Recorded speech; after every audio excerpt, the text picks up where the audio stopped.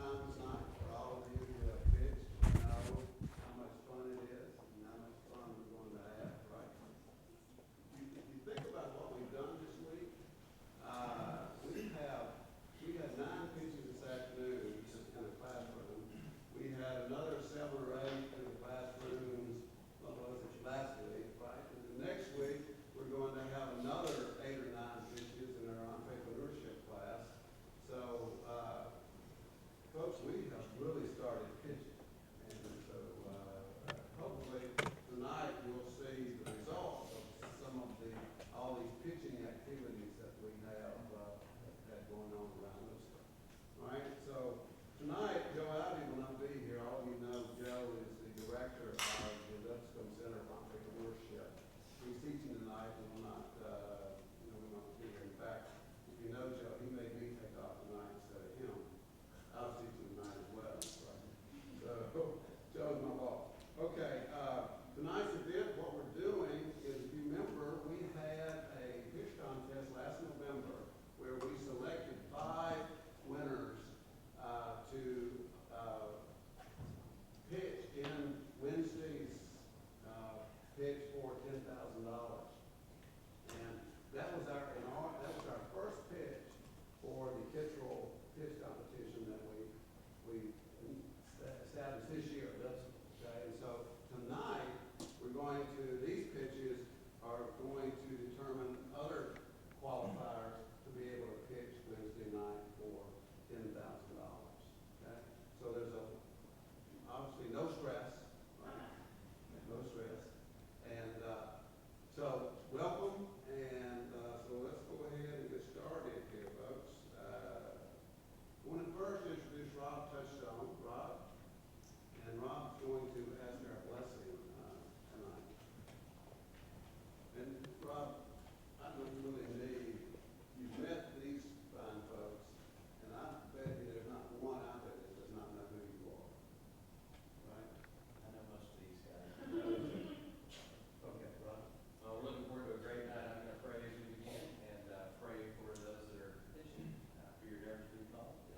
Thanks for our judges for being here as well. So let's pray. God, thank you for the gift of business and for the ways that you can use business for good of the world. And we thank you for the students tonight that are going to stand here before us. And we pray that you would give them courage and strength and calm their nerves, help them to communicate well, and to do what you brought them here to do. Thank you for our judges and for their wisdom and for their experiences. And we pray tonight that your hand would be with us, that you would lead us onward in Jesus' name. Well, thank you. Okay, you guys ready? You guys ready? All right, our first contestant is Cameron Lowry.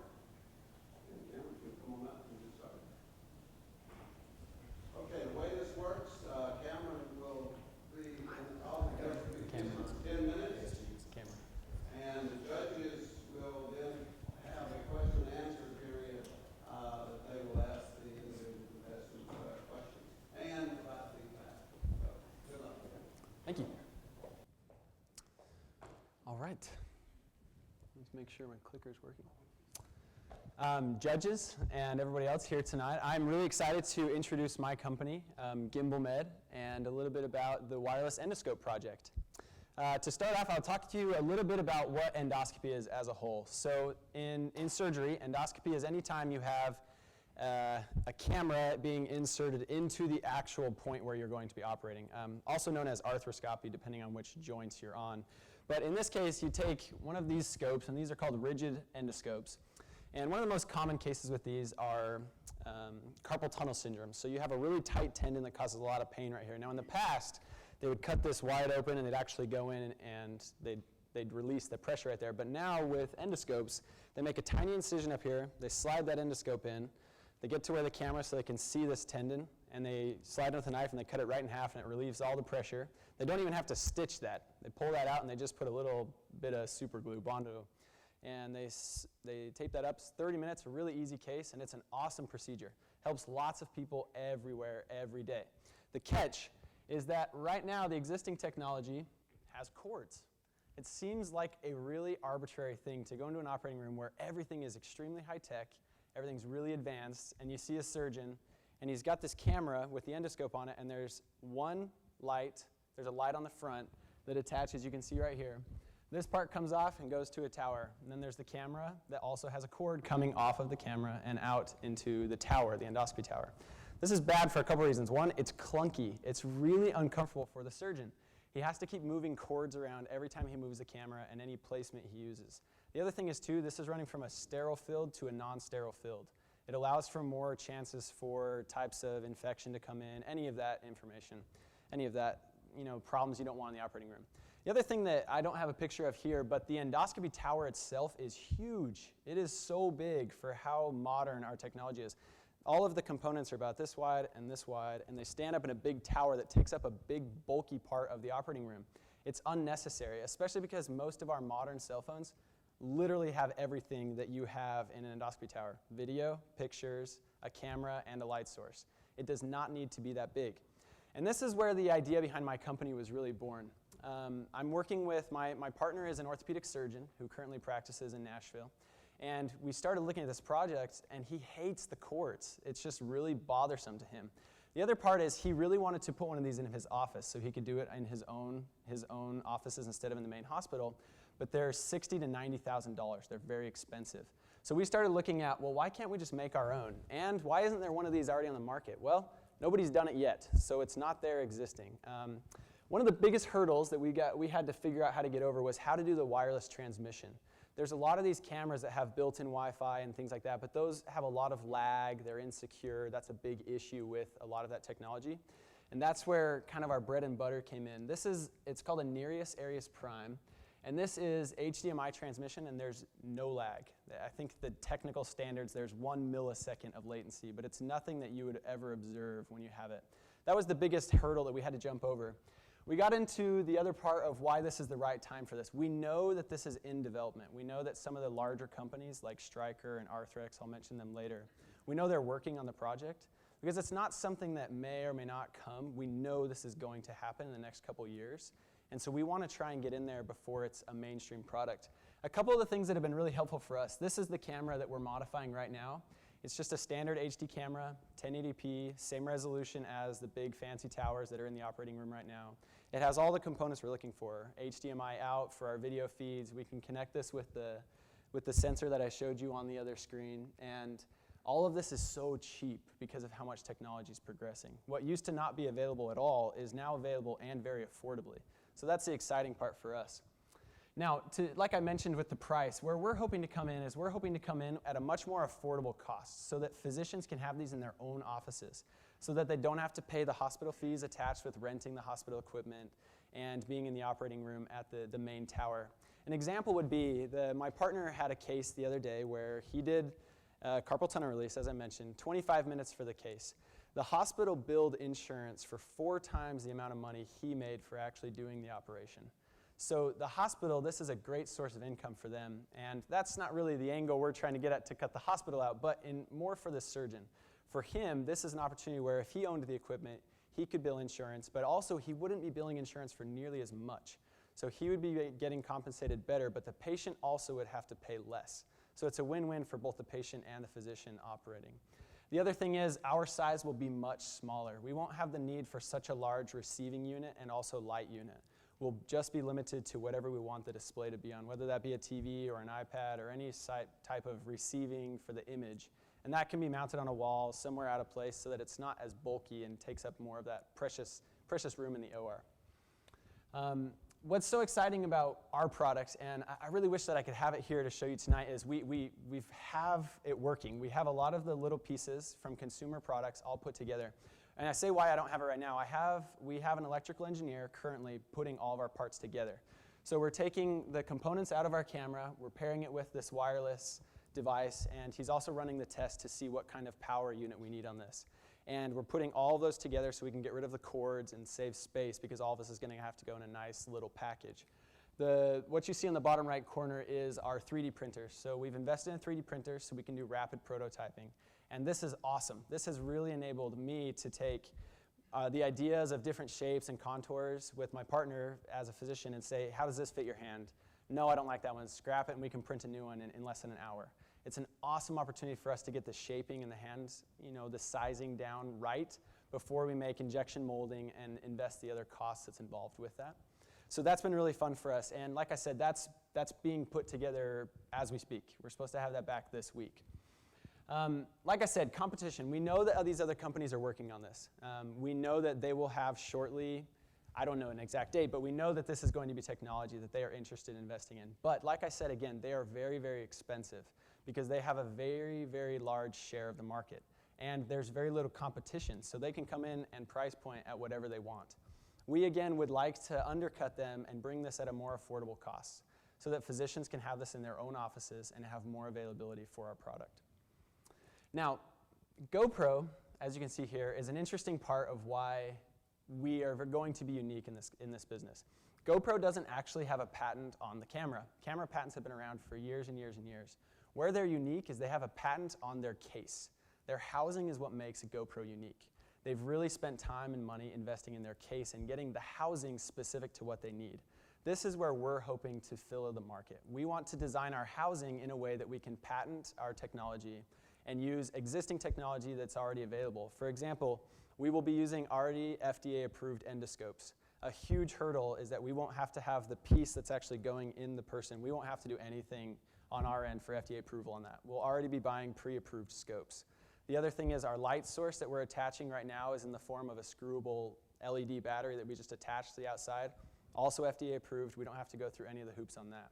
So we're hoping to design our case in such a way that we can have our patent on our case and our design so that that's where we can be protected. For ultimately to produce our product, but also in the event that one of these bigger companies wants to come in and overtake our business or anything like that, we can sell our intellectual properties to a bigger company. That's our end game goal with this, as well as we'd love to have our own company if we can do that.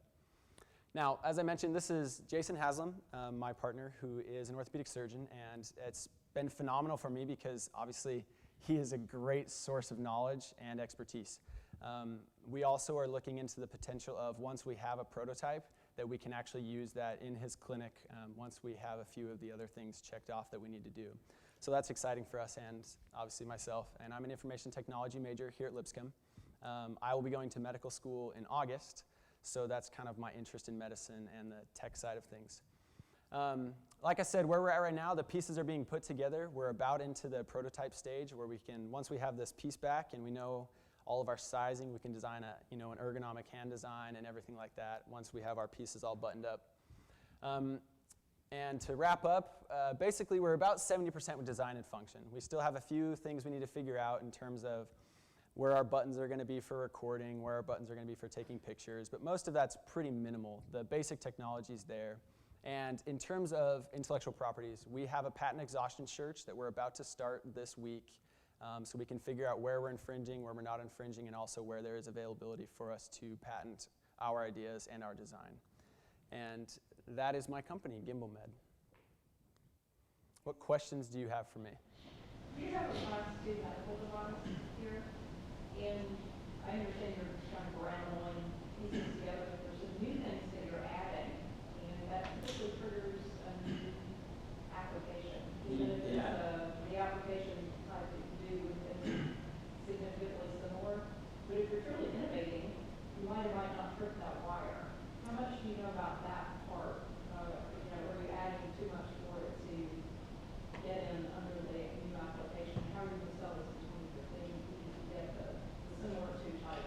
Yeah, it's a great question that I don't have all the details on. I know that a few of we're definitely going to have to look and see whether we have to get that reclassified or not. And I'm fairly confident we probably are going to have to do that. I guess the good news in that is I'm hoping our turnaround on that will be much quicker than, say, if we were trying to make a new endoscope that's actually entering the patient field. I feel like there's a much bigger hurdle on that end.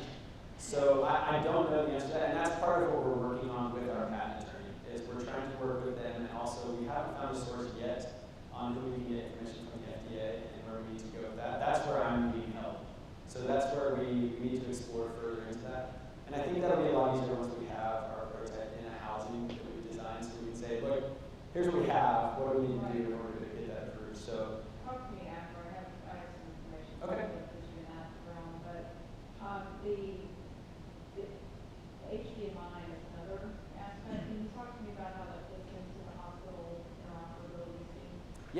So that's one thing we're really excited about. That particular device that I showed up here, there's no connection. There's no connection from the outside. It is its own. It's using the HDMI encryption standard, which we're really happy with because that's one of the more secure encryptions that is available in terms of wireless and that aspect. And how that device works is it's coded to its own receiving station, and there's no actual connection or anything like that. It's plug and play. So as soon as you power that on, it connects with its device, and it's on its entirely own network.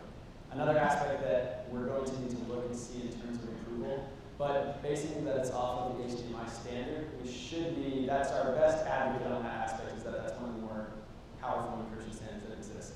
So again, something that has to do with the FDA regulations that we're going to have to be approved and checked on. Maybe But FDA, but also hospitals have a wide range of technologies that are running, and there's a lot of competition for data collection.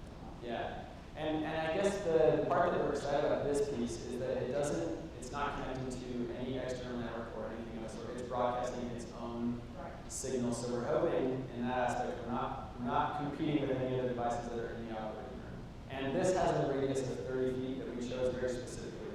They offer a more powerful one, but we didn't want the signal stretching to other ORs. We wanted to keep it within our own. So that's another aspect of that. Is part of the reason why the existing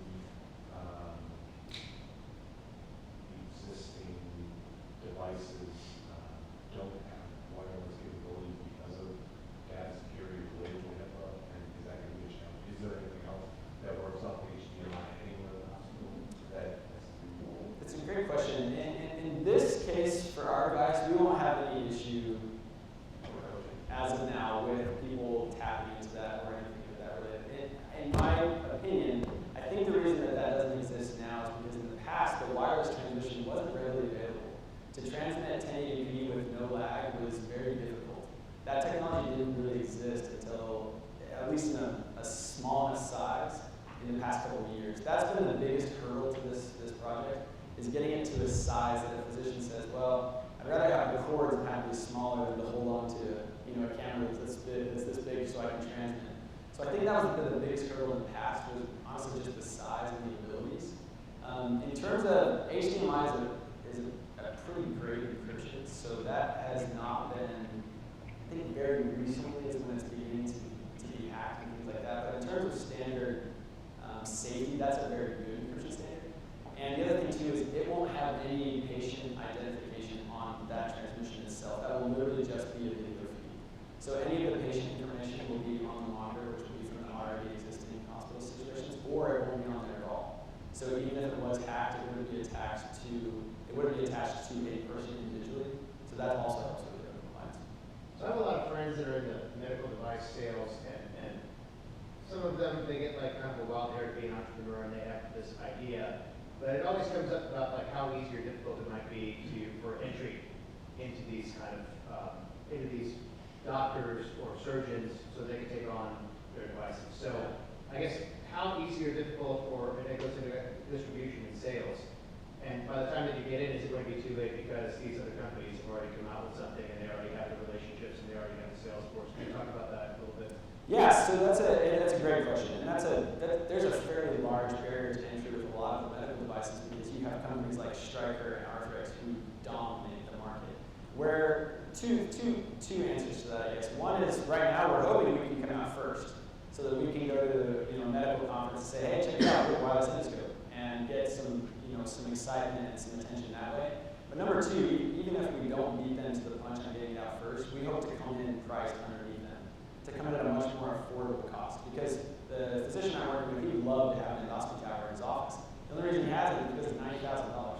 So if we can come in after the fact and say, hey, yeah, you can buy the Stryker or Arthrex version, or you can buy our version for $5,000. That's where we're also hoping to be able to get into this market a little bit more, especially on a physician level in their own offices. Because the hospital entry is going to be difficult because they have contracts with major companies and things like that. But personal physicians, that opens up a whole other world that we can try and tap into that these major companies are not tapping into right now. There are very few privately owned endoscopy towers because of the price. So that's the other market that we're trying to get into. And part of that's going to be word of mouth using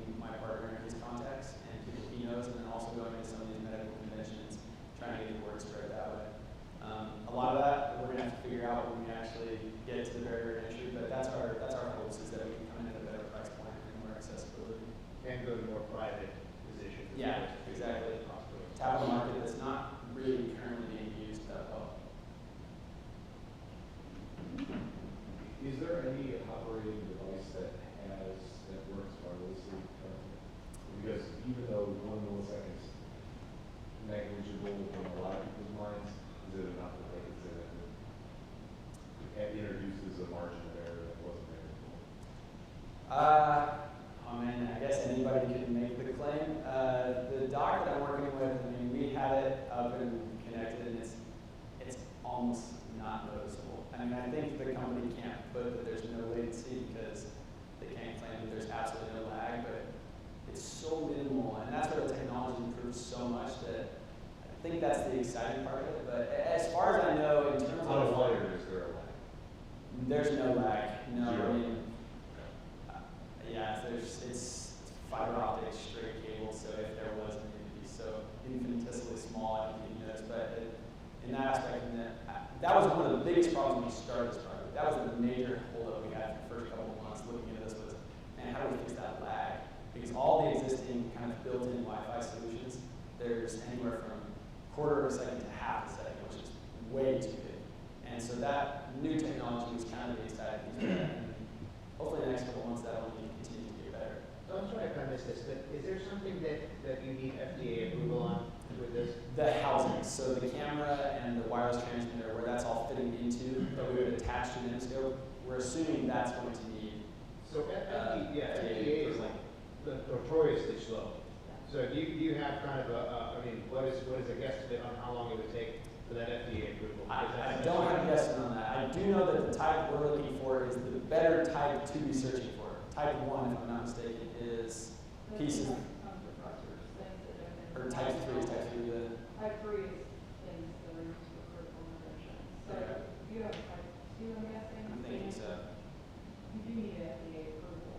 To market any medical device, Right. you need FDA approval, even if they look at it and say, oh yeah, I've seen a number of press reports saying that yes.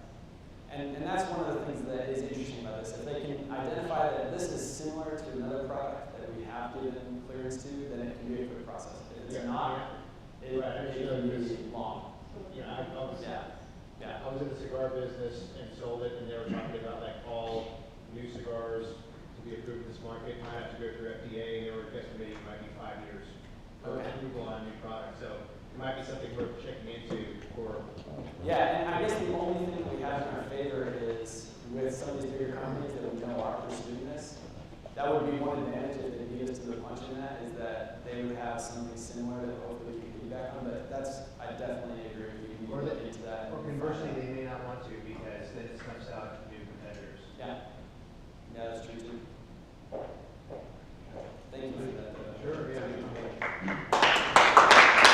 Hello everyone, my name is Zarina Gumbatova and I'm here to represent my Zarina Tova boutique. But before I start, I would like to share a short story about myself. So I came to America about 5 years ago, and as a student from a developing country, it is really hard for us to cover the tuition expenses because first of all, the tuition rates are double than what the local student would pay. And also, as international students, we are very limited to financial aid. It is pretty much most of the financial aid, we are not eligible for that. So that's one of the problems for international students who come to the States to study. Another problem is when the refugees are coming to the States. They don't know the language, they don't know the culture, and that creates a problem in the community. So that inspired me to come up, to use these problems and to come up with an idea of launching a clothing boutique, that helped me to combine my passions to help people and also to create.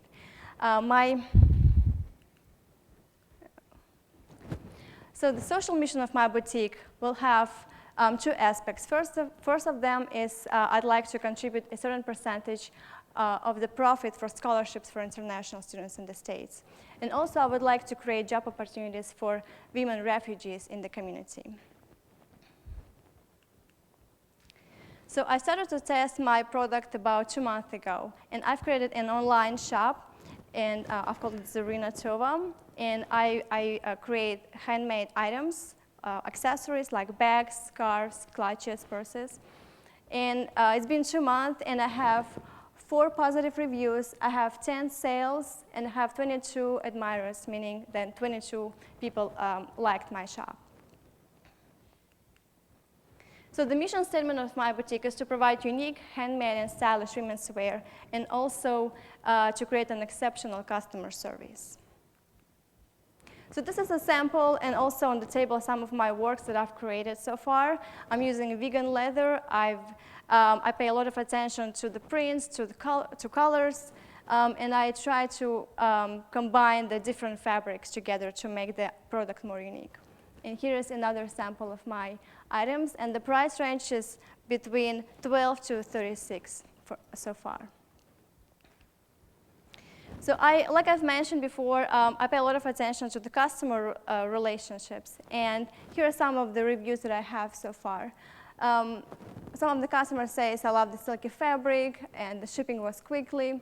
Another one says that the clutch is really useful, it is fashionable, and it is always with me. Another customer said, this is my favorite scarf right now. And another one is, the scarf is beautiful and the customer service was amazing. We'll definitely shop with Zarina Tova again. So that really encouraged me, and it is a great support for me to continue what I'm doing. And so last week I was working on a custom order with one of the customers. She is a school teacher, and she needed a clutch for organizing the papers. And so I was talking to her, and I was asking her questions to make sure that she will get the clutch, the one that she needs. And here are some of her comments. She said that, I love this particular clutch because it looks simple, yet so very lovely. As soon as I get the product, I will likely order more clutches in different colors for each one of my classes. And also she said, I know these clutches are handmade, and they're special. You have a great idea and a great product for very busy people like me. So that was a great encouragement for me to continue. So now one of my milestones is to create a strong online platform, and then to continue in brick and mortar boutique. And I would like to use the iCat fabric, which is a traditional fabric in my culture, and that will bring the uniqueness to my boutique. So why now? Women shop a lot, and according to the statistics since last year, the retail industry sales increased 3.4%. And also the sales of women's wear clothing reached 41.6 billion. So that's a lot. The competitive advantage of my boutique has several aspects. First of all the items are handmade, and it's something that not all of the boutiques are offering at this point.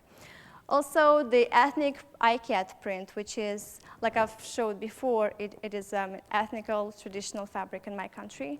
Also, I take custom orders, and again, not all of the boutiques in the Nashville area or in general do custom orders anymore. Also, the social mission is one of my competitive advantages, which is providing job opportunities for refugee women. And also the combination of fabrics, the usage of the vegan leather, and also attention to colors, details, and the quality. So my target market are millennials, females. They are career-oriented women. They are young professionals, fashion bloggers. They are active, social, and they are young moms.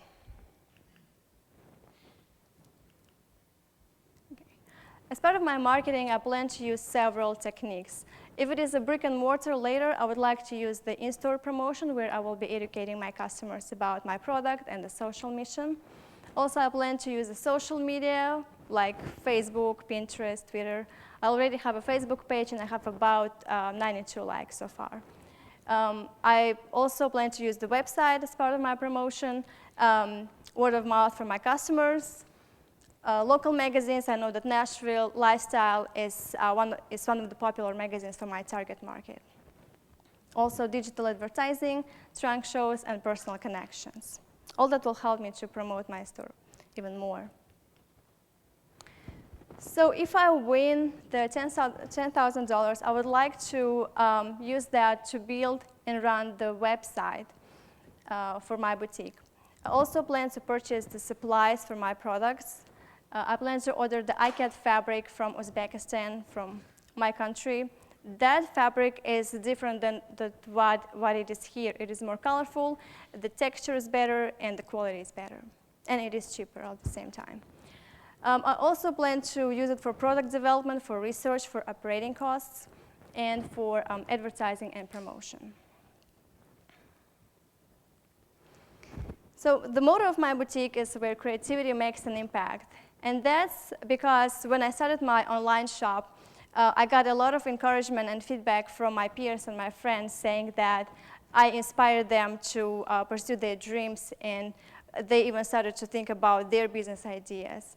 And so that's what I want to do with my boutique, to inspire people to strive for success and to follow their dreams.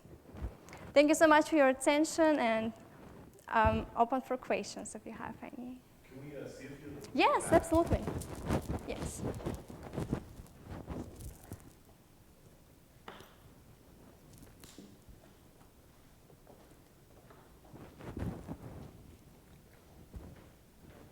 So here are some of the totes and the bags that I've created.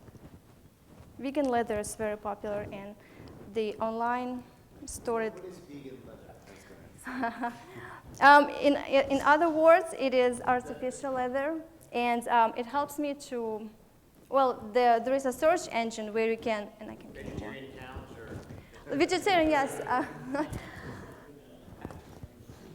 No cooked stuff? No. They don't eat any animal. So you say it's a faux leather. Yes. So is that a phrase that's commonly used, or is that just something that you? No, vegan leather is used, yes. And here's maybe more. The search engine on the online shop, it lets you to see what people are looking for when they, like what they type. And there are a lot of vegan leather search words that people are using today. So where are they made? Here in Nashville, I make them. You make them yourself? Yes, I make them myself. I work, I have a daily job. I come from work, those are the scarves. I come from work after 5 p.m., I have a quick dinner, and then I start sewing until midnight, if not later, and then I go back to work in the morning, and then I repeat the whole process again. So that's my passion, and I would love to, realize it and make it, grow it into bigger, and then contribute to the community and students. I have a question about that. Sure. Are they priced expensive enough? Where does it price compared to competitors? Because it's different when you make it, and you have to pay somebody to make it. Is there enough margin to pay somebody the time? Because I don't think you're paying yourself right now when you're putting it out. What are your pricing? What's your pricing? It's, and we'll be back to your question. It is between, right now, between 12 to 36. Like this, these totes would be, I believe, 36.25. I almost have a return on my investment. I have about $50 to go more. So in 10 sales, I almost return my investment. Yes, I'm not paying myself right now, which is fine. What was the question again? So, okay, for how much would it cost to make this? To make this particular one, around $8 to $10. Okay. And how many hours would it take you to make it? See, I pay a lot of attention to details and the quality, so probably half of the day. Oh, wow. So if you were to pay somebody else to do that, 6 hours to make it? Well, probably not. I mean, I'm still testing it, and I'm still kind of learning. But I mean, I'm sure there is a process to make it faster. The thing is, if you told me this was $100, I wouldn't blink it, because this looks like a great bag. Thank you. I'm just wondering where your competition is, so that you Right. have a sustainable model of pricing. Right. That's the only reason I asked. Yeah, and that's why I launched that website so that I can test my product right now and see what people are willing to pay for these items. And so far, so good. What's your plan for recruiting additional workers? Yes, and that's also part of why I would need that award money. I would like to, first of all, once I promote it really well, and once I'll have a lot of custom orders and I'll have a lot of sales, I would like to hire one of those women. And also, I would like to use that money to pay for those seamstresses. But did I answer your question? Or I think so. I'm curious if you have thought through how you're going to recruit. Yeah, sure. How many enough that it's Sure, yes. There are 2 refugee centers in Nashville, and there is another one. It's called International Sewing Club, and they teach refugee women how to sew. And so I can partner with them and like hire a couple ladies, and they can work from home, and I can supply them with sewing machines and stuff. So I can, I will find a way to find them if that's what you're asking, I guess. But I've researched there are some places where I can find those women and help them. Do you have a signature item? And if so, which one would you say is your signature item? So I receive a lot of views and likes on this particular totes. And also, I don't have it with me, but there is a scarf that was that also got a lot of views and likes, and one of them I sold the second day I posted it. I didn't bring it today, unfortunately, but it is also, people are searching for like bright scarves, colorful scarves, spring scarves, and that's something that I have. Is it one with the fabric, the special fabric you're talking about? The ICAD, yes and no. Like, I mean, like some of the scarves, they are not the ICAD pattern, but This is. it is, yes. Yeah, and it also has a lot of reviews, and people search for like ICAD bags or ICAD clutches. But this is like a fake ostrich skin, so. Right, yes. So. That's the ostrich. Vegan ostrich. Right. Vegan ostrich, right? Is there a company that you emulate, that you look up to, that you kind of model yourself after, that's in a similar, like it's in the fashion industry? Do you mean locally or internationally? Either. I mean, I like the style of the Blush boutique in Nashville, and I also like the H&M style. I like the quality of the product, and maybe because it's affordable that I can shop there too. But Does the pricing on their stuff compare to yours? Is it more expensive, less expensive? I think it's more expensive. Yeah.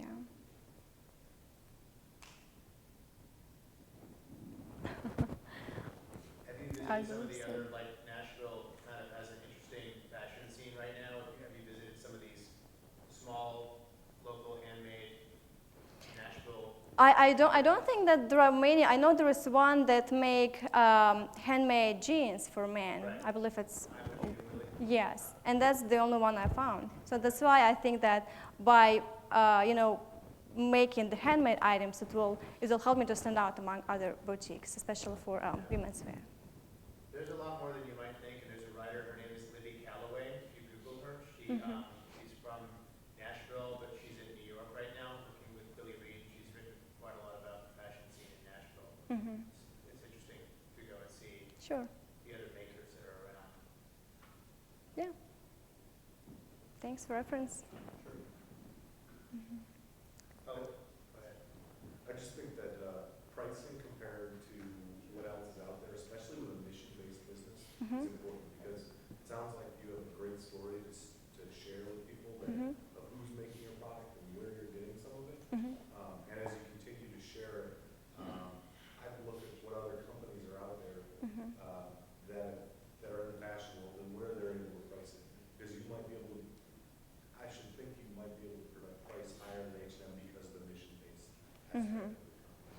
I was thinking about that. I was just afraid, what if I overpriced an item and then I would lose an interest in the market? But that's a great point. I will definitely keep that in mind, and we'll see how it goes. See, I'm still testing it. And as you're operating, for each bag made, you don't, if you have to pay somebody $6 or 6 hours at $8 an hour, that's $48 of labor. And you want Right. as well. Right. And so I would just, as you're thinking about it, as you grow, that's one suggestion I've had. Have you So ever made just- a product that is maybe a version of this that's high-end and see how that's done on your site? I mean, more expensive, higher quality materials. So what was the question? Have you Sorry. ever done one of these, but that is that's out of like, you know, instead of fake leather, real leather, and, you know, and just to see how people like that. You know what I mean? It could be. I mean, I guess it depends on the budget that I'm having right now. The real leather is much higher. Right. And I mean, so far, I was very surprised that people are looking for vegan leather. And I guess that's just the trend that people are trying to become more vegetarian and, you know, trying to stay away from the, you know, like torturing animals and stuff. But yeah, I can definitely research that for Or sure. maybe you do something that's not out of anything that has to do with animals then. I don't know. Is that an opportunity? I'm not sure. Well, that would be the vegan leather then. All I know is that Imogene and Willie jeans sell for $300 a piece, and that's how they made their name, was for that one signature item. So I just think that's a pretty interesting kind of case study. It is, yeah. Do you have any other questions or a feedback that I can take away from with me today?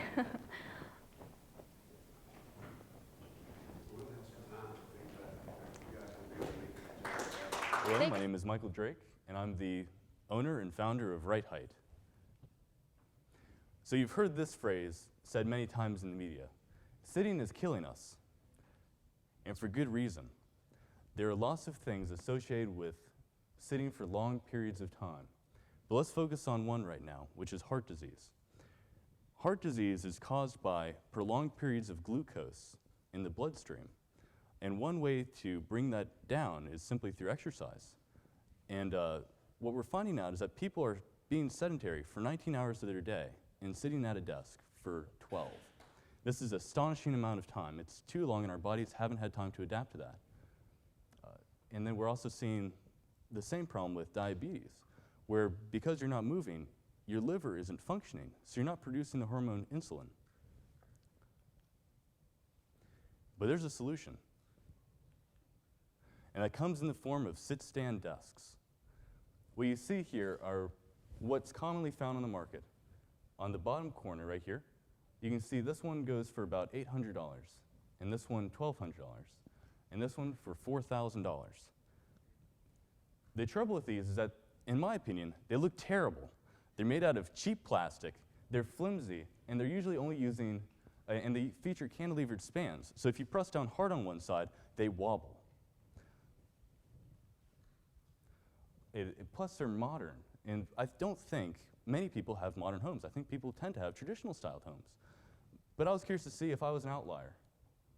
So I did a survey. I wanted to see what design people preferred most.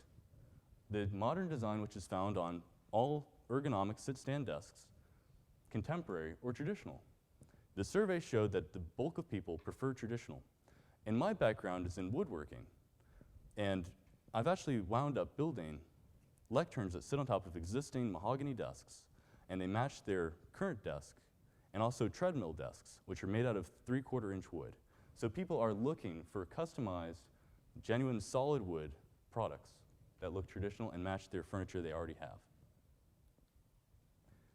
So let me show you the idea that I came up with.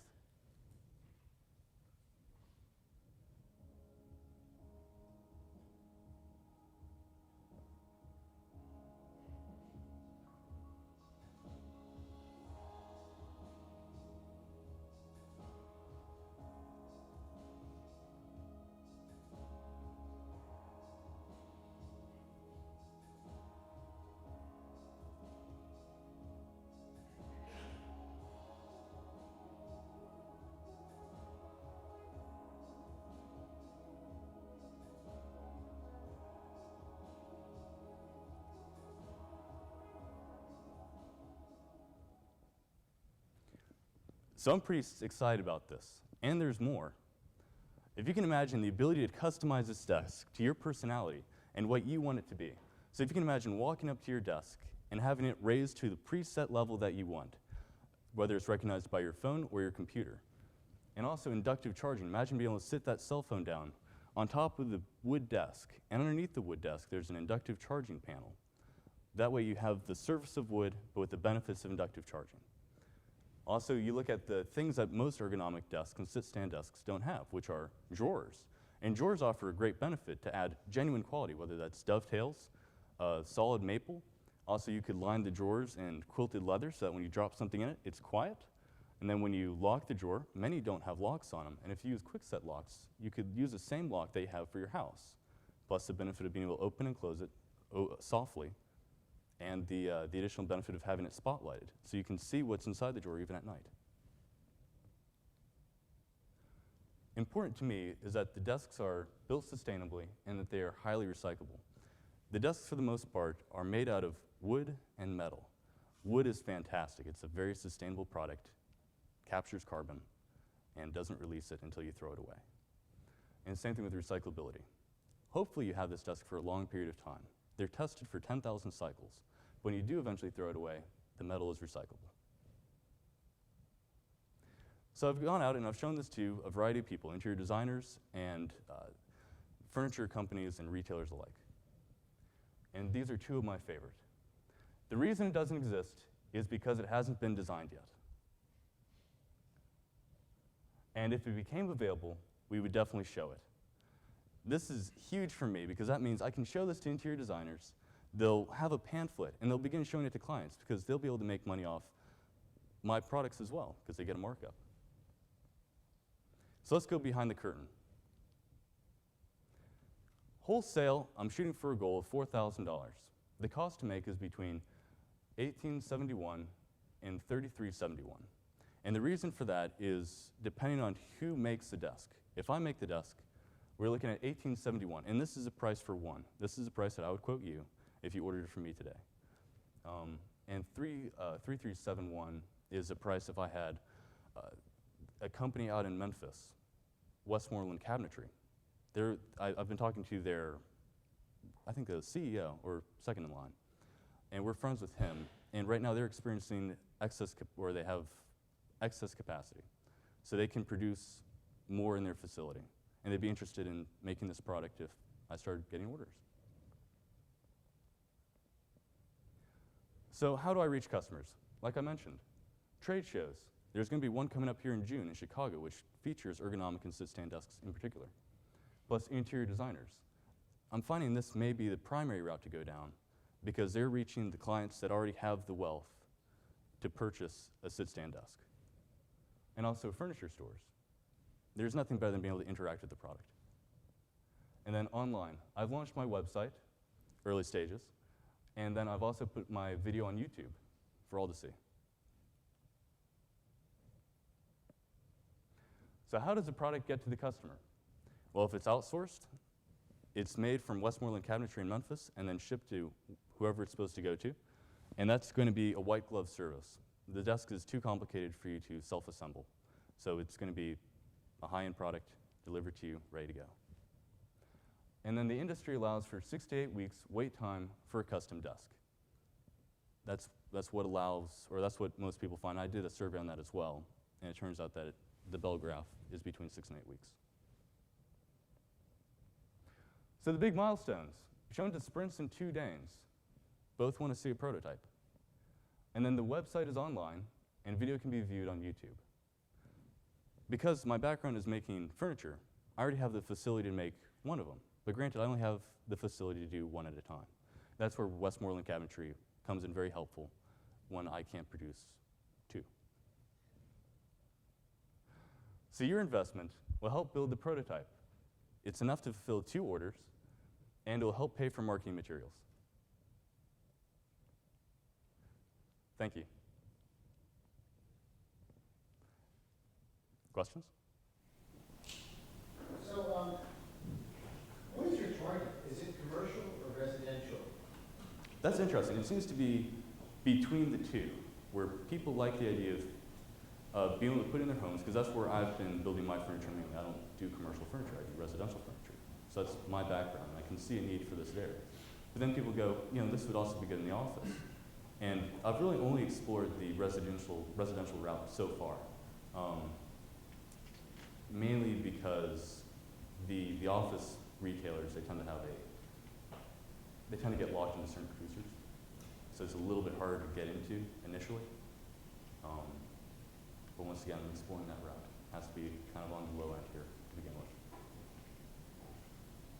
You see the demand more for residential than commercial for this style of product? From what I've researched, I've seen, well, I mean, it's a pretty good split, to be honest with you. I mean, people went in their office and people went in their homes. Like the lectern I did. I did one lectern for this one guy, and it was for his home, but then he liked it so much he wanted one for his New York office. So.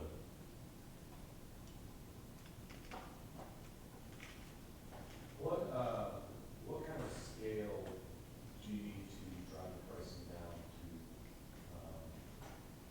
get it to more palatable level? And are your pricing in line with other high-end desks? Absolutely. There's an ergonomic desk currently made by Vintage Millworks, and it's on Etsy right now for $15,000. So there is a high-end market for these.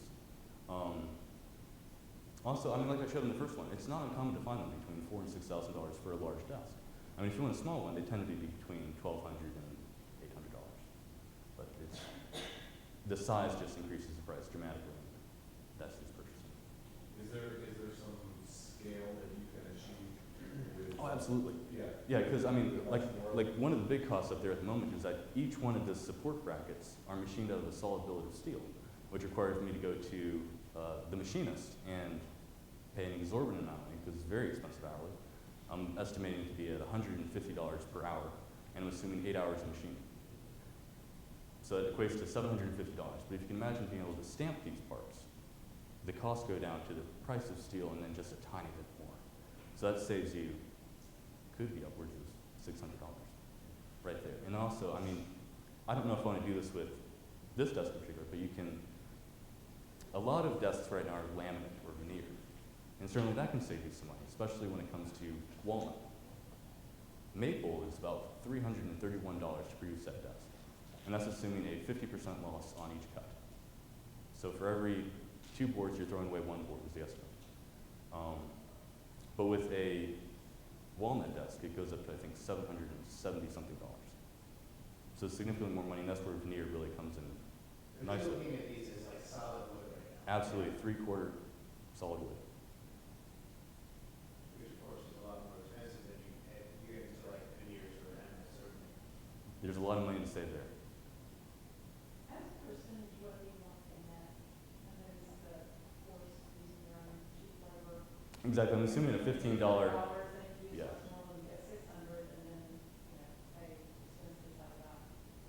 Yeah, I'd like to be at 100% profit. That's where I'd like to be, just because I'm transforming a product. If we're on the retail side, I don't mind doing 40%, like if Westmoreland produces it, removes a burden from me. I can live with that, especially in the early stages. What does that do to your numbers then? Well, I can go back. That was the 3,300 was the West. That's equating. Yeah, it's allowing a $1,500 labor budget. And then that's the place where you could save as well, because that's assuming 1 desk. And as soon as you start building jigs, I mean, it speeds up the process immensely. And that's what I found on my site too, where building 1 table or 1 desk, I have to make a jig, and that takes time to make the jig. And then it sits in my garage, just collecting dust until I have a similar looking need for it. So is your model different? Absolutely. Absolutely. I mean, the majority of the work is building kind of the framework, but what I was talking about with inductive charging, it's simply routing out, half an inch on the bottom, sticking the plate under there. Also, drawers, those are easily interchangeable, different designs there. And faces, very easy to change. And then going on to, the bulk is really just kind of the outside and then where you mount the hydraulic lift mechanisms. Is there anything unique about those hydraulic lift mechanisms, or is that something that any woodworker can buy?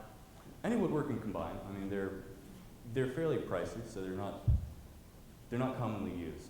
The ones that you saw up there are electric, they're not hydraulic. And they're a bit cheaper, but they don't have quite the lifting capacity, and I don't find them to be quite as smooth because it requires both sides to be constantly checking to make sure they're in line with one another. So they're always kind of doing this, but on a very minuscule level. Whereas a hydraulic one is very, very smooth, and it has a rating of between 750 and 1,250 pounds of lifting force, depending on which model you choose. But I mean, as far as, sorry about that, proprietariness, not so much.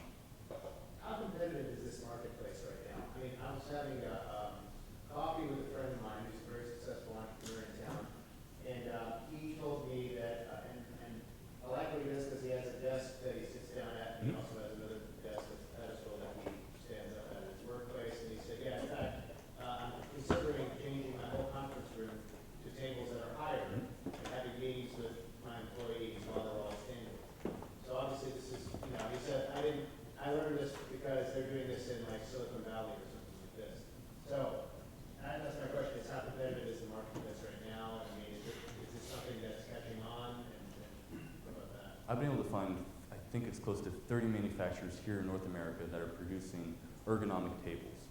And so it's a fairly small number of producers at the moment. It's fairly early on. I mean, these things have been around since about the 80s. But we're starting to see people catch on, and the news media is starting to catch on to the health benefits. So that's why I'm getting asked to produce either lecterns or treadmill desks, even without showcasing this product, just because people want this kind of product. Also, Apple Watch is coming out here very shortly. And one of the 3 major things it measures is how long you're standing. And I think very shortly, people are going to be much more aware of how long they're sitting down.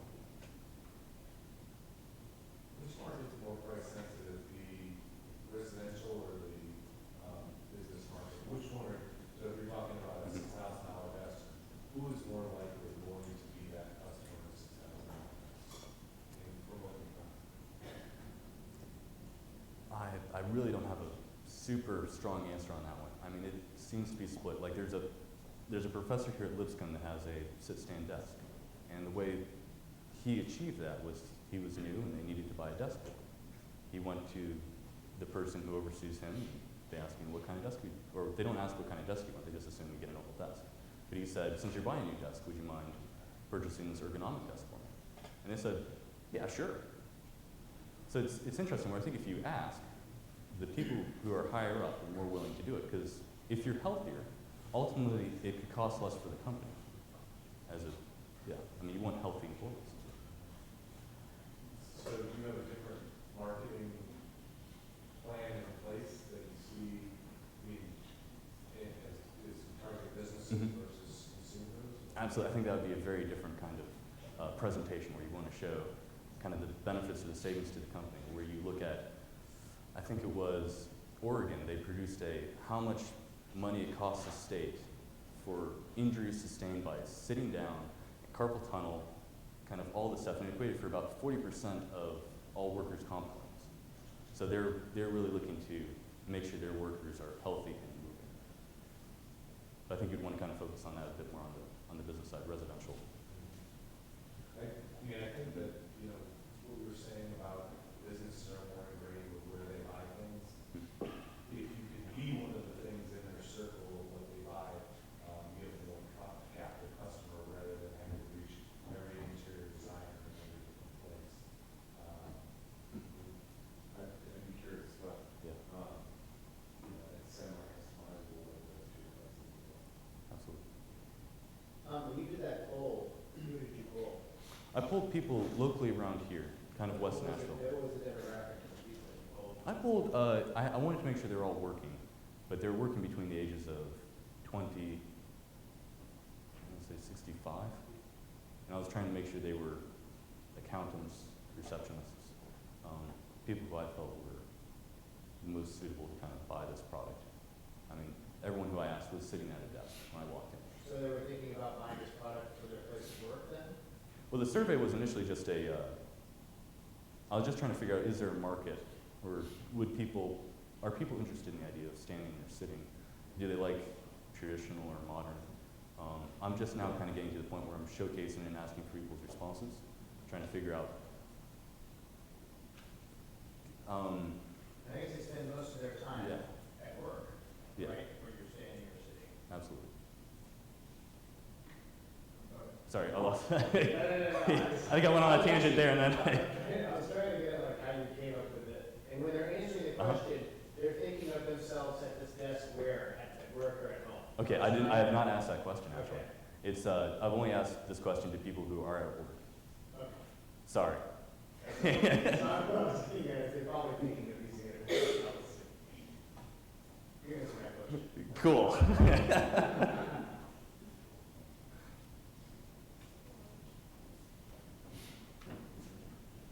Cool. Thank you. All right, good evening, everybody. We're here to talk about S&G Capital. S&G Capital is an alternative investment fund, and we are striving to change the world of finance with collaborative innovation. A little background about who we are.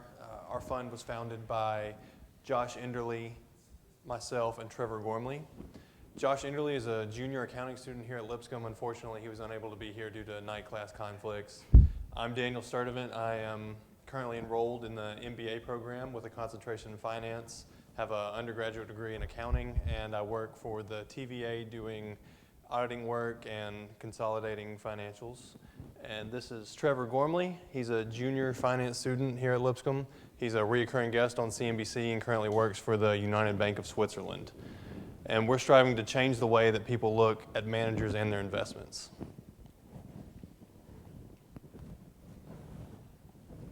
I'm going to give you a very brief recap of 2013 and how the market performed as well as the fund managers. 2013 presented multiple areas, multiple ways for fund managers to be profitable, such as real estate investment or simply investing in the S&P 500. However, hedge fund managers only returned 7.4% on their investments. While this may sound like a significant return on an investment, relative to 2013, it was significantly lower than what the market returned, and we'll cover that more in the coming slides. So this raises the question of why were these hedge fund managers unable to perform as well as the market did? Here we have some of the most well-known hedge funds, and we're going to go through a brief list of how they performed in 2013. First, we have Paulson & Co. They had $20 billion in assets under management. They were able to achieve a 31% gain using a very risky strategy, which was using leverage on stressed and bankrupt companies. Bridgewater Capital had $150 billion assets under management. They achieved a mere 5.3% gain using a pure alpha fund. MKP Capital, an $8.5 billion asset under management company, had an 11% gain using a global macro strategy. And finally, Hutchinson Hill Capital LP, $1 million assets under management, achieved a 19% gain using a diversified alpha master fund. And I'd ask you to keep these percentage gains in mind as we move on to the next slide, 31, 5.3, 11, and 19. Using our strategy, our fund would have returned 33.64%, which is higher than any of the funds that we just showed you on the previous slide. The market, just simply investing in the market, you would have had a 32.35% gain, which if you recall, the closest percent gain a hedge fund had, was 31%, over 1% lower than the market in general. After it's all said and done, net of fees, our investors would achieve a 1.29% gain on their investment, which is over 1% higher than the market. Our strategy, the back testing of our strategy, using the recommended periods, our fund outperforms the market in the 1, 3, 5, and 10-year basis in accordance to the S&P 500 index. So why is this important? We took a survey, and we found that 100% of people want more money. So only 24% of money managers in 2013, or on a 10-year average for that matter, returned higher than the market. That posed a problem. So what does our strategy plan to do? We are planning to create value and not let our fees water down our performances. How are we different? Rather than riding the market, like most fund managers or money managers do, working at the United Bank of Switzerland, I've been able to see the tactical inputs and outputs that money managers have used to try to boost performance. It's a very risky game to try to time the market. And in the long term, it's extremely hard. Warren Buffett, the Oracle of Omaha, a month ago released that everybody, your mom and pop, should be invested in the S&P 500, simply because it will give you the best returns over a 10-year haul. So, timing the market is risky. Our strategy has yielded 11.13% in returns over the last 10 years. The market, mind you, 9.49 over the last 10 years, including a 5% outperformance in comparison in 2008 to the S&P 500. We always have a long position which allows for dividend returns that we do not put in this portfolio or this slide presentation, because in all it will encompass either whether you're 100% allocated to the S&P or whether you use our fund. So how does it work? The question, the key to the success. With the market returning better than any manager, why not be in it, right? Everybody wants to make money. 100% long the S&P-Y will give you 100% of the market returns. We're using that by using an ETF, which is a highly liquid financial instrument. However, we use 50% of the margin to be able to reinvest into an uncorrelated strategy that allows us to amplify returns and yet capture less of the downside risk of the market. So what is our target market? It's a very unique niche. Qualified investors only. They have to make over $200,000 in annual salary or a net worth over $1.5 million minus the equity in their house. Now, connecting with this market across the country, we have this great base of Nashville where there's great private equity firms here in Nashville. And also, I'm from Southern California and have built a big base of followers and connections there who are qualified in this sense. Also in New York, I've been able to reach out to a various base of directors and investment banks who would be qualified in this sense as well. So the current checklist is that we're setting up lawyers and having conversations with them to really make sure and understand the legality of where we stand currently. So actively communicating, we want to make sure that we are unique by using 100% transparency. Most hedge funds, it's a little difficult for them to be able to describe what they're doing because they don't want to give away their strategy. We are wanting to be 100% transparent with our client because we feel that it is important to be able to let them understand what they are investing in. We invested $5,000 in late March out of our money. It's not a lot, but we're using that for audited backtest results so that we can actually show them that these are non-emotional, they're all statistical on a quant-based system. And we're looking to build a client model, like I said, that shows and allows the transparency for our clients. So here are the returns by period. I won't spend too much time on this slide, but I'd like to point out in 2008, the market returned negative 36.8%. Our fund and strategy returned 4.12%, with an overall of negative 37.74% and a profit of 5.38% in comparison to the S&P, which is the best indicator for benchmark performance in any bank or any institution that you will see in wealth management. So what is the end result? $100 million invested in the fund in 2005. The general S&P market would have returned $108 million with a total end value of $208 million. Very hard to beat this. However, $100 million in 2005 with our fund would have returned $115 million, $215 million total. So what does this mean? The overall value added in comparison to the market? $7,362,000 more over a 10-year span than the market. Here's sort of our management fee setup. It's 1.5%. We do not charge a performance fee. 2 and 20 is the average for most hedge fund managers. We're trying to create value, not take away value. We're college students. We've come up with an amazing process that we don't feel we need to gouge our clients with. So we're only charging 1.5% without a performance fee. This gives us a revenue on a $100 million fund of $1.5 million, starting assets under management. After that fee is $98.5 million. And we look at our operating expenses here. The legal fees, obviously, lawyers do not work for free. So we have that first initial cost. Margin fees is what we have to pay in interest in order to calculate our returns, because we do have to pay that interest back that we use in margin. So our EBITDA, $1.2 million, first year break even. It's pretty clear that the expenses based on what we're keeping our value of our clients' happiness and pleasure is returning more money to them by not using higher management fees.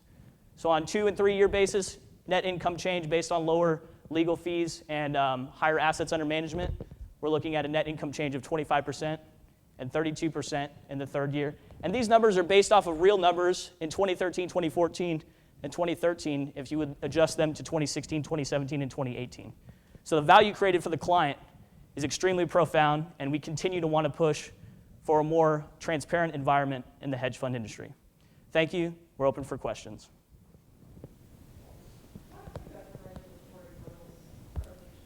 Absolutely. So we've discussed with our lawyer many. We have to keep it under 99 clients, and we have to keep it under 125 million for the first 3 years. If we get over that mark, we have to pay a huge fee to the SEC, which is about $500,000 for us to be able to incorporate larger amounts of fees, which is why you see the 100 million here. Now, the reason why we do not have to be licensed to do this is because we're aiming towards qualified investors only. The benefit that we do have is creating 2 LLCs and an LP. One of the LLCs will act as an investment advisor, and then the LP will be our limited partnership, which the fund actually runs under. So the strategy is basically we're using margin, which is if you, so the strategy is 3 technical bases that we've changed the math behind. And to keep it simple, it's essentially triggering once a day, and it allows us to see whether we're getting long run-ups or long downturns. And based off that indicator, we're going long or short on the market.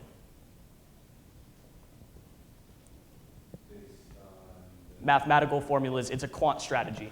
So we're using 3 technical bases that are showing us an indicator of yes, it's either 0 or 1. And if we have 1s across the board, we invest either on the long side or the short side, depending on what these indicators show us. Why units? Why would I put $2 million with you guys? So I have to say that I've met with 18-year-olds who started hedge funds and got capital from Goldman Sachs. And they're different because they want to lower the fees. We're young, we want to have a stepping stone, and we want to start somewhere. So your advantage to us is saying if you go and invest in any other fund, you're returning 7.4 on a market that is going 32, 33% a year. You're missing all that marginal upside. So for us, we're capturing all of what the market does. We're limiting your downside risk, but we're also juicing the returns on the upside. It almost sounds like a Bernie Madoff, I know. But if we can sit one-on-one, I can really show you how the math works out and how you benefit as a client in the long run.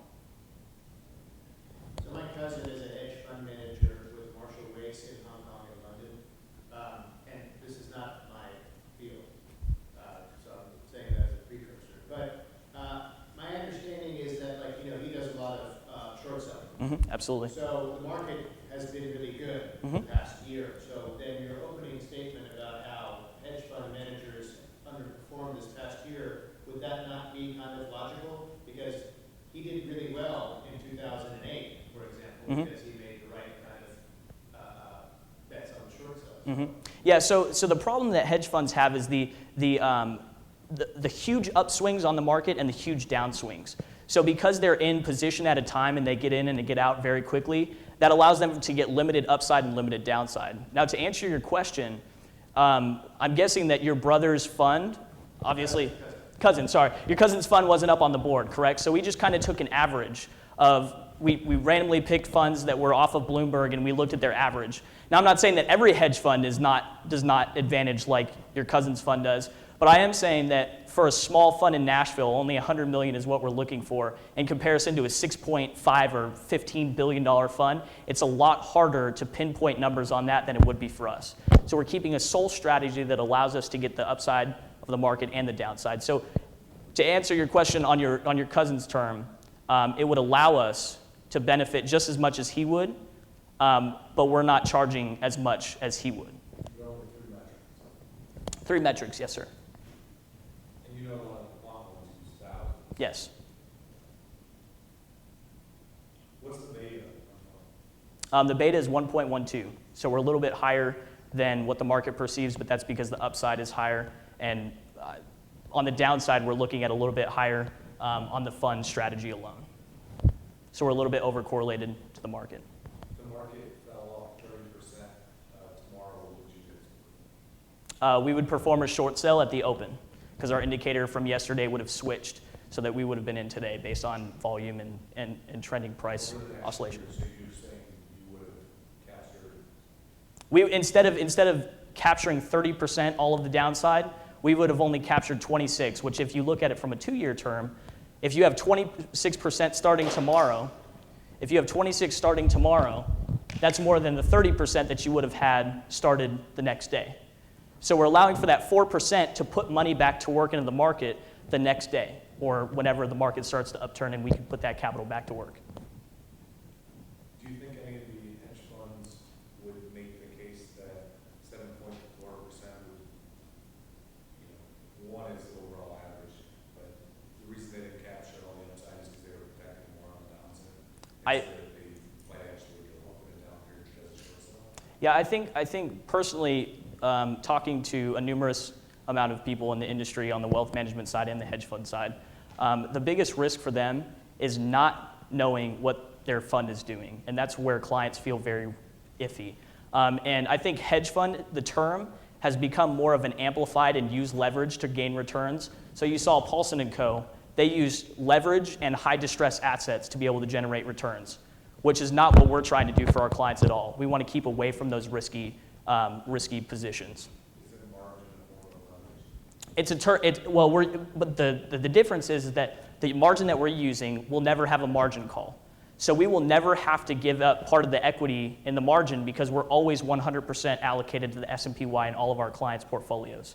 So even if the market dropped 30% and the value of our clients, went down 70% on the side, and our strategy fell as well, we would still be 87–90% allocated in the S&P/Y, so the value wouldn't go down as much. So we would never be in a risky position that would allow our clients, unless the market went down 100%. Actually, the calculation, the market would have to go down 50% within 2 or 3 weeks.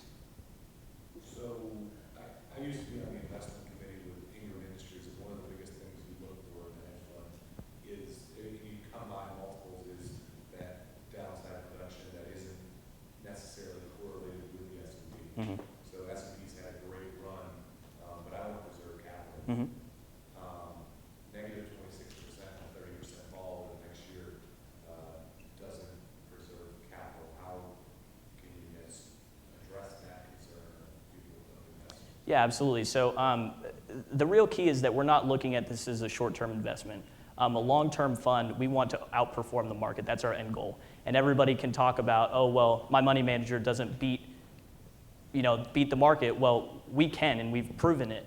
However, this isn't necessarily for institutional clients. We're specifically going for qualified investors who may have money managers already that are looking for something to edge their money in a different position outside of the wealth management era. So we're not necessarily looking for institutional funding or for big players to be in this, because we know you want to preserve capital. Your wealthy clientele wants to preserve capital as well. But it's different from what the majority of their managers are perceiving the market to be.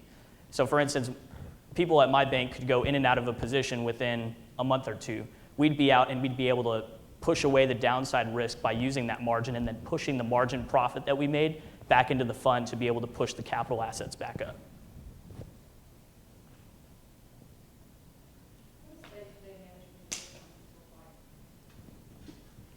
You wanna?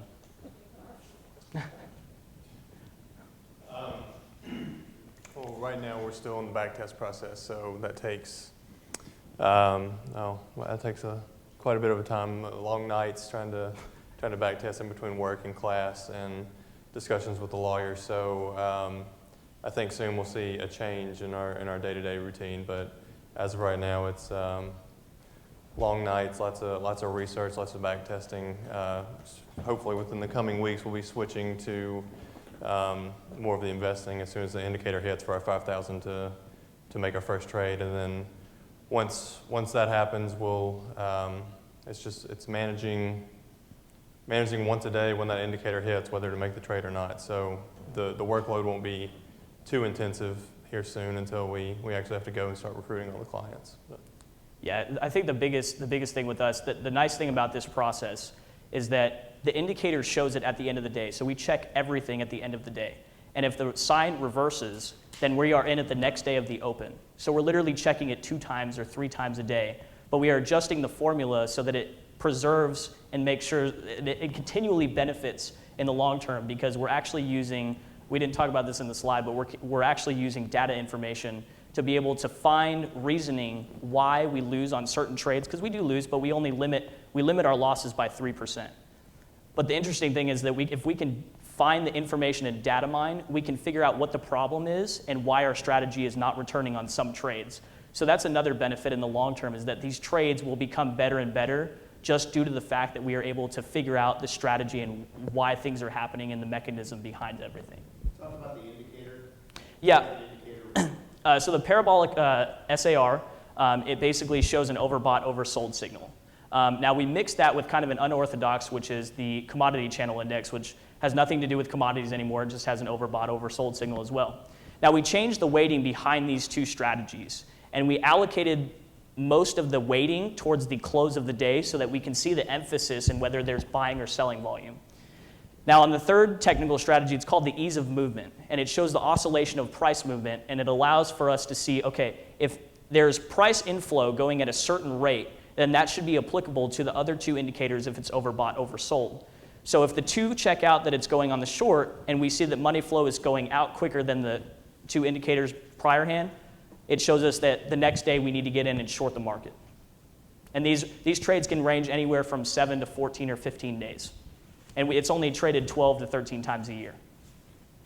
How did you come up with that formulation? We have an individual in Franklin, Tennessee, who's a high-frequency trader, and he's been doing this for the last 25 years. It took him 15 years to figure out his strategy, and we came up with a strategy that was unorthodox, and we didn't know if it would work. And we went to his home, and we inputted it into his system, and he figured out that on a 64% win rate for the strategy that we had inputted, basically putting in the method to his back testing system. So it's based on that more than it is about like what's happening. Absolutely, because the problem then, the thing that people don't understand is that in 1970, if you wanted to invest in a company in the long term and you looked at their price to earnings ratio, you could do that, and in the long term it would probably pay out, fundamental base. But now we have come to a very heavily technical traded market that has more volatility than we've seen in the past, and that's where this strategy really takes benefit. Are there certain companies that you would say would be excluded from this kind of way of looking at things? And there are certain companies that are included. We are actually working on a back test with the same strategy with Tesla. The volatility in the price movement is extreme, and we think that we can actually apply this metric to Tesla as well and just get even more returns than we would on the S&P. As far as on the ones that would not work, it's kind of like John Deere, the ones that oscillate between like 85 and 86 and only have a $2 price margin spread.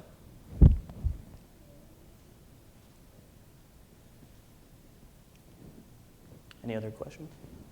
Thank you.